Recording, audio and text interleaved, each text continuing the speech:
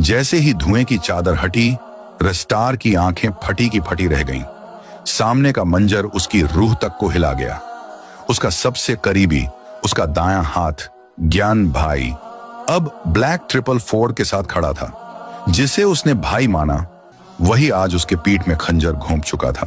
तभी आसमान चीरा एक फाइटर जेट की गरजती आवाज ने, बम गिरते हैं, चारों तरफ धमाके, आग, चीखें, जलती गाड़ियां और भागते लोग।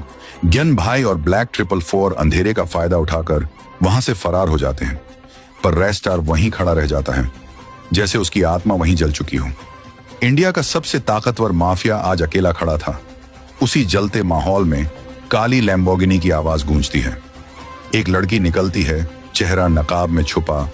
वो सीधा रेस्टार के पास आती है और बिना कुछ बोले उसे गाड़ी में बिठाकर वहां से ले जाती है। दूसरी तरफ ब्लैक 444 और ज्ञान भाई एक खुफिया बंकर में पहुंचते हैं।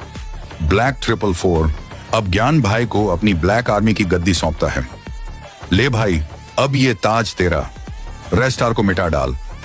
ज्ञान भाई की आंखों में पागलपन झलकने लगता है। अब वो मुझसे नहीं बचेगा, उसका नाम और निशान मिटा दूंगा। लड़की रेस्टार को एक रहस्यमय जगह छोड़ जाती है। वहां पहुंचकर वो चुपचाप दीवार को घूरता रहता है। भाई, तू ही क्यों? यही सवाल बार बार उसके सीने को चीरता है। तभी फोन बजता है। रेस्टार कॉल उठाता है और जो सुनता है उसका चेहरा सफेद पड़ जाता है। बिना कुछ कहे वो अपनी काली मस्टैंग उठाता है और एक प्राइवेट हेलीपैड की ओर बढ़ता है। हेलीकॉप्टर उड़ता है और कोई नहीं जानता कि वो कहां गया। बस उसके वफादार साथी आसमान में उसका हेलीकॉप्टर देखते रह जाते हैं, खामोश। ज्ञान भाई अंदर आता है, मुस्कुराते हुए कहता है, रेस्टार इंडिया छोड़ गया। ब्लैक 444 ठहाका मारता है, अब इंडिया मेरा है। पर कहानी यहीं खत्म नहीं होती।